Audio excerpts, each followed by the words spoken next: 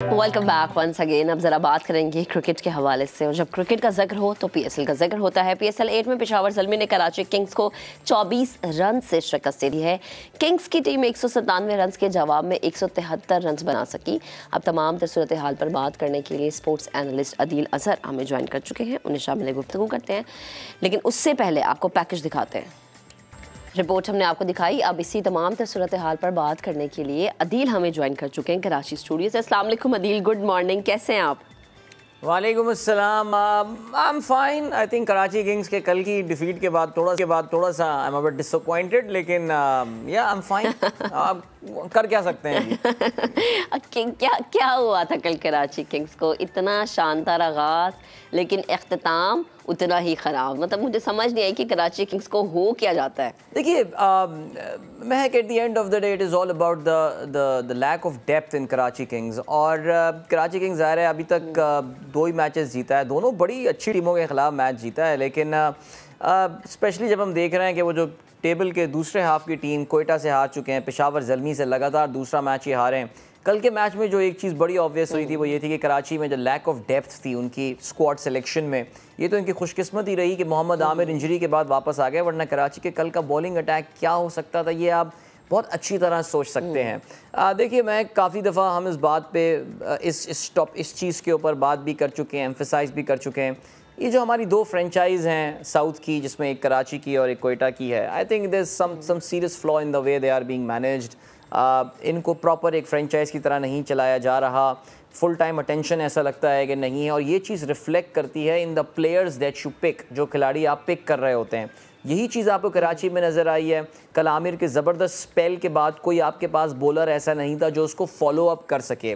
पेशावर में अगर आप देखें तो मुजीबुर रहमान ज़ादरान, जो कि अब आए हैं अफ़गानिस्तान से खेल के, क्या कमाल पिक थी और क्या ज़बरदस्त पिक थी, जिसकी वजह से जो है वो उसने आके ही मैच का जो है पूरा नक्शा जो है वो बदल दिया बिल्कुल।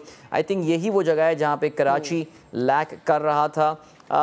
और एक और चीज़ जो अब देखनी पड़ेगी कराची को, टॉस जीत के उनका जो फैसला था कि वो चेस करेंगे, आई थिंक इनको एक बार फिर से ज़रा सोचना पड़ेगा। कराची को पहले बैटिंग करके अब देखना चाहिए। वैसे मैं देख रहा था पैकेज में कि जी वसीम अकरम की परेशानियां बढ़ने लगी। मेरे ख्याल से नविश्ता दीवार अब उनके सामने है। कराची 7 मैचेस खेल चुका है, आखिरी 3 मैचेस जीतने हैं to have some chance to qualify for qualifiers. Otherwise एक बार फिर से एक और डिसअपॉइंटिंग सीज़न का अख्ताम होने वाला है।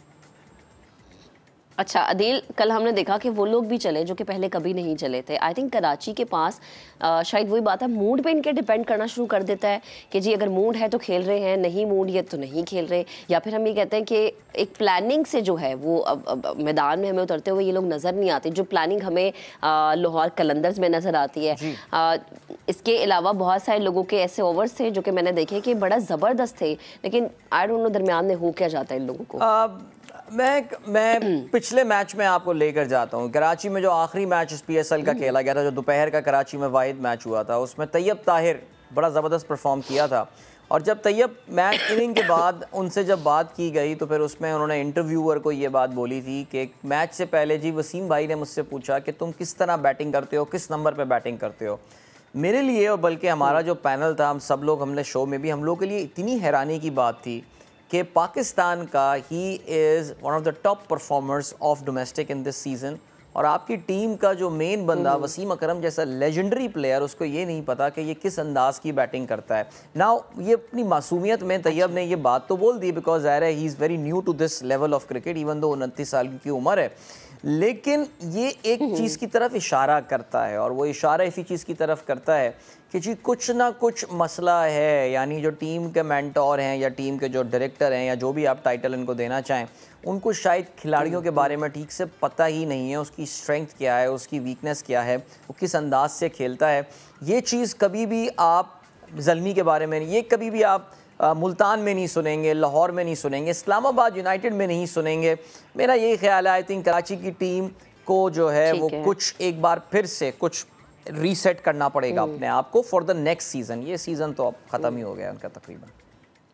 अच्छा अदील, इमाद के हवाले से अगर मैं स्पेशली बात करूं तो इमाद को देख के लग रहा है कि वो एफर्ट कर रहे हैं, एक अलग फ़ाइट कर रहे हैं। लेकिन जब कप्तान आपका इतनी फ़ाइट कर रहा है, उसकी बॉडी लैंग्वेज इतनी ज़बरदस्त है, इतना बेहतरीन तरीके से कप्तान अगर परफॉर्म कर रहा है, तो बाकी लोग जो है वो उस तरीके से परफॉर्म करते हुए हमें नज़र नहीं आ रहे। आई डोंट थिंक सो कि सारा बर्डन आप कप्तान के कांधों पर डाल दें। देखिए इमाद कराची किंग के लिए स्टैंड आउट परफॉर्मर है, चाहे कल तो खैर बोलेंगे इमाद की काफ़ी महंगी साबित हुई। देखिए एक चीज़ तो बड़ी क्लियर हो गई है महक, कल के मैच ने एक इंडिकेशन जो दे दिया है वो ये है कि आपको एज अ स्पिनर बहुत मोहतात रहना पड़ेगा, अदरवाइज़ पिंडी में आप पे बहुत रन्स पड़ने वाले हैं। आपको लेट स्विंग किस्म का, मोहम्मद आमिर किस्म का बॉलर होना पड़ेगा अपने आप को रन्स देने से बचाने के लिए। बहुत ही फुल लेंथ पे आप थोड़ी बहुत अगर बॉल थोड़ी सी सीम कर सकें तो वहाँ पे बचत है, वरना इस पिंडी स्टेडियम में काफ़ी रन्स बन सकते हैं जहाँ बॉलिंग ज़रा सी वीक होगी, और इमाद के साथ कल यही हुआ। इमाद बैटिंग की अगर हम बात करें, देखिए इमाद ने अपने टैलेंट को प्रूव किया है। He should have never been dropped from Pakistan team. वो फाइट कर रहे हैं, कोशिश कर रहे हैं, एक अपनी सी लड़ाई कर रहे हैं। लेकिन देखिए अगर वो कप्तान है, मैं यही समझता हूँ इमाद को इनिशिएटिव अपने हाथ में लेना पड़ेगा। इमाद अगर बॉल को मिडिल कर पा रहे हैं, he is among the top 5 run getters in PSL, consistently वो टॉप 5 रन गेटर्स में से हैं पीएसएल के। इमाद को चाहिए था कि कल 2 विकेटें गिरने के बाद नंबर 4 पे अपने आप को भेजना चाहिए था। वहाँ पे उन्होंने शोएब मलिक को भेजा, इरफान उल्लाह नियाज़ी से बैटिंग करवाई गई। इमाद मेरे ख्याल से अगर कप्तान हैं तो ज़रा इस चीज़ की बुनियाद पे कि जी मुझसे सीनियर है या कौन है फलाना नहीं, इमाद को इनिशिएटिव अपने हाथ में लेना पड़ेगा, बिकॉज उसको ये बात समझनी पड़ेगी उसकी टीम उसको उस तरह सपोर्ट नहीं कर रही जैसे कि जितनी एफर्ट वो लगाता हुआ नज़र आ रहा है। सो जहाँ पे इमाद की ये सारी स्ट्रेंथ्स हैं, I think he need to take more control of the team now. अपने आप को खुदा के लिए अप दी ऑर्डर बैटिंग कराए, और टॉस जीते तो पहले बैटिंग खुद करें। लेकिन देखें अदील, वही बात है कि अब कराची किंग्स के लिए टाइम बड़ा सख्त हो गया है, क्योंकि वक्त कम है, मुकाबले सख्त होते जा रहे हैं। अगर अभी भी स्ट्रेटजी नहीं बदली, अभी भी इन लोगों ने अपना अंदाज नहीं बदला, अभी भी कुछ प्लानिंग के साथ मैदान में नजर ना आए, तो आई थिंक शायद इस चीज़ से हाथ धोना पड़ जाए इन्हें। जी मैं यही बात कर रहा था, कराची किंग्स 7 मैचेस खेल चुका है इस पूरे, अगर आप पॉइंट्स टेबल में देखें तो Karachi has played most number of games. बाकी टीमों ने 5 या 6 मैचेस खेले हैं। कल कराची इस्लामाबाद यूनाइटेड से इस्लामाबाद में खेल रहा होगा, फिर वो कोयटा ग्लैडिएटर्स के खिलाफ खेलना है, और फिर उनको लाहौर कलंदर्स के खिलाफ खेलना है। सो ये 3 में से 2, पीएसएल में कोई मैच हल्का नहीं होता कराची के लिए। अब डू और डाई वाली बात है। मेरा ये ख्याल है कि बिल्कुल तीनों मैचेस जीतना लाजिम है अब कराची के लिए, जीतना लाजमी है कराची को। कुछ देखें, कल मैं ये समझता हूँ कल शर्जील खान का केस बनता था। आपने 3 मैचेस खिलाए, वो परफॉर्म नहीं कर पाया। अब आपके जब विंस चले गए हैं तो वो जो इंग्लैंड से रॉसलिंगटन एक नया प्लेयर आया, उसकी जगह मेरे ख्याल से आपको शर्जील को मौका देना चाहिए था। इसलिए कि जी बाहर से कोई फॉरेन प्लेयर आया नहीं जी, शर्जील को एक तो आपको खिलाना पड़ेगा। छोटा ग्राउंड है, स्पिन्स चल नहीं रहे हैं यहाँ पे, शर्जील यहाँ पे रन स्कोर कर सकता है। 1 secondly I think they have to go all out now. Ben Cutting को खुदा के लिए खुदा हाफिज़ कहें, कासिम अकरम को यहाँ पर लेकर आएँ जगह पे। आई थिंक इस वक्त तो कहते हैं ना desperate time calls for desperate measures, because Quetta Gladiators वैसे एक निस्बतन वीक टीम है इस टूर्नामेंट, तो बॉटम ऑफ द टेबल है, लेकिन कराची किंग्स के खिलाफ वो अपना ए गेम लेकर आती हैं। अगर आपको याद हो, उन्होंने पहला मैच कराची किंग एक ही मैच जो जीते हैं वो किंग्स को हराया था, और बहुत बड़े मार्जिन से हराया था। सो कराची किंग्स जितना अग्रेसिव जा सकते हैं, इमाद नीड्स टू, मैं बार बार एक बात रिपीट कर रहा हूँ मैं, कि Imad needs to take control, seize this opportunity, play up the order. I know he is a middle order batsman, लेकिन सिर्फ उसी का ही बल्ला चल रहा है कराची के लिए। विंस अच्छा खेल रहे थे, चले गए वापस। सो आई थिंक इमाद पे बहुत रिस्पॉन्सिबिलिटी आती है कि तमाम अपने ऑप्शंस को अब यूज़ करे, बिकॉज 3 मैचेस रह गए हैं, they have to win all 3 now. अच्छा अदील, अब जरा अगर आज के मैच के हवाले से मैं बात करूं, कोयटा ग्लैडिएटर्स लाहौर कलंदर्स का मैच होने जा रहा है। लाहौर कलंदर तो हमेशा बड़ी बेहतरीन परफॉर्मेंस देता है, तो आज के मैच से क्या एक्सपेक्टेशंस हमें हो सकते हैं कि जी क्या होने वाला है, क्या परफॉर्म, कौन सी टीम कितना अच्छा कर सकती है? देखिए आई डोंट एक्सपेक्ट कोई हम लाहौर कलंदर से ही एक्सपेक्ट करें कि जी वो कोई अपने गेम को ख़राब परफॉर्म करेंगे, नहीं बिल्कुल भी नहीं जी। लाहौर कलंदर इस वक्त पीक परफॉर्मेंस पे जो है ना वो चल रही है, और बहुत ज़बरदस्त वो अभी तक खेले हैं। और अभी तक Lahore has lost just 1 game out of 5 matches खेले हैं, 4 जीते हैं। और आयरॉनिकली वो कराची से ही अपना मैच हारे थे यहीं कराची में, बट अब अपने होम ग्राउंड में काफ़ी कंफर्टेबल फील कर रहे हैं। देखिए उनकी जो टीम की कोर है वो बड़ी स्ट्रॉन्ग है, और राशिद खान के आने के बाद से लाहौर कलंदर तो जिस तरह की इस वक्त फॉर्म, एक फॉर्मिडेबल यूनिट जो है वो आपको नज़र आ रहा है। By the way Islamabad United की भी अगर आप बात करें तो एलेक्स हेल्स आ गए हैं, कल वो कराची के ख़िलाफ़ एक्शन में भी होंगे, तो अल्लाह खैर करे। लेकिन अगर हम लाहौर की बात करते हैं तो डेफिनेटली आई थिंक शाहीन की कैप्टनसी बड़ी ज़बरदस्त जारी है, टीम का थिंक टैंक बड़ा स्ट्रॉन्ग है, वो एक यूनिट की तरह खेल रहे हैं, और ऐसा लग रहा है कि हर किसी को अपने रोल का पता है। ये इतनी इंपॉर्टेंट बात है, ये कहने में बड़ी एक एक बुकिश सी बात लगती है that everyone is aware of the role. लेकिन हमारा जो प्रोग्राम जोर का जोर चल रहा है इसमें जो मैं मिसबा को बोलता हुआ सुन रहा हूँ, बिकॉज मिसबा का बड़ा ज़बरदस्त एनालिटिकल माइंड है क्रिकेट के हवाले से, of course we know that. वो इस चीज़ पे बहुत जोर देते हैं कि अपने रोल का पता होना चाहिए। तो कलंदर्स के साथ इस वक्त यही सिलसिला है, everybody is aware of the role that he is playing. और कोयटा ग्लैडिएटर्स के लिए देखिए ये एक डू एंड डाई मैच है। अगर ये मैच वो हार जाते हैं तो फिर तो वो बॉटम ऑफ द टेबल ही कहीं शायद फिनिश हो रहे होंगे। और कोयटा आई थिंक अभी तक already they have look the weakest side, चाहे वो उनकी टीम सिलेक्शन का मामला हो, प्लस उनके साथ जो एक और मसला हुआ वो ये कि उन्होंने जो श्रीलंका के प्लेयर्स पिक किए थे उसमें हसारंगा एक इम्पॉर्टेंट प्लेयर आने थे, उनको श्रीलंकन बोर्ड ने आखिरी टाइम पे उनका एनओसी जो है वो रिवर्ट कर दिया, उनका एनओसी उनका रिवर्स कर दिया, एनुअल कर दिया, कैंसिल कर दिया, वो नहीं आ पाए, उसका उनको नुकसान हुआ है। तो ऐसा लग रहा है। अच्छा, फिर उन्होंने मार्टिन गप्टिल पे रिलाई कर रहे थे जेसन रॉय के साथ। Jason Roy by the way England चले गए हैं तो ही इज़ नॉट अवेलेबल।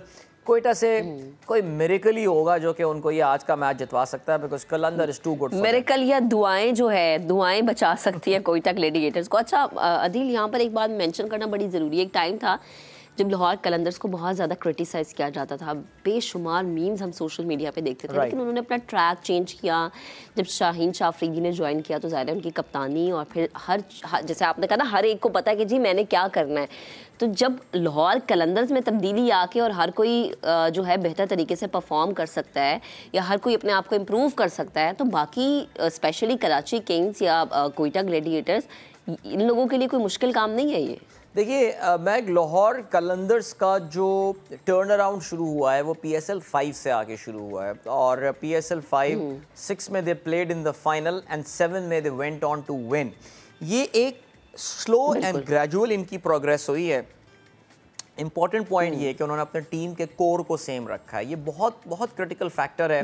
देखिए again eight the end of the day it is all about team को मैनेज किस तरह किया जा रहा है। आपको पता होगा कि कलंदर्स का, लाहौर कलंदर का अपना एक हाई परफॉर्मेंस सेंटर है, उनकी अपनी एकेडमी के प्लेयर्स हैं जो कि निकल कर आ रहे होते हैं। अब हारिस रऊफ को कौन जानता था, लाहौर कलंदर्स उसको सामने लेकर आया। इस सीज़न में मिर्ज़ा ताहिर बेग जो कि बहुत अच्छे अपकमिंग परफॉर्मर्स में से हैं, ना उन्होंने कभी कोई डिपार्टमेंट के लिए क्रिकेट खेली है, ना वो कायदे-आज़म ट्रॉफी खेले हैं, ना कुछ खेले हैं, वो तो लाहौर कलंदर की एकेडमी का प्लेयर था। और आप देखिए आके वो माशाल्लाह किस तरह रन स्कोर कर रहा है ताहिर बेग। सो कलंदर्स तो एक, मैं कहता हूं कि पाकिस्तान की बाकी सारी फ्रेंचाइजेस के लिए एक बेंचमार्क है कि ऑफ सीजन में PSL से एक महीना पहले तो सब एक्टिव हो जाते हैं, लेकिन PSL खत्म होने के बाद कौन एक्टिव होता है, I think Lahore Qalandar is a great example. ठीक है अदिल, बेहद शुक्रिया हमारे साथ मौजूद थे गुफ्तगू। तो आज का जो मैच है कोयटा ग्लैडिएटर्स लाहौर कलंदर्स का, गुड लक और बेहतरीन परफॉर्म करें। जीत जिसकी भी हो, जीत होती है पाकिस्तान की।